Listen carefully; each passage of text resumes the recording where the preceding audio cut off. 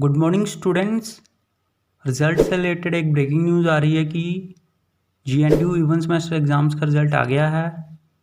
तो जिन जिन क्लासेस का रिज़ल्ट आया है वो हैं bachelor of vocation fashion styling and grooming 6th semester, master of vocation cosmetology and wellness 4th semester, MSc zoology 2 years programme 2nd semester, master of business administration 4th semester. तो सभी students GNDU की official website पर जाकर अपना अपना result check करें gnu.ac.in पर। All the best सभी स्टूडेंट्स को। उम्मीद है कि आप सबका रिजल्ट बहुत ही अच्छा आया होगा और सभी स्टूडेंट्स पास होंगे।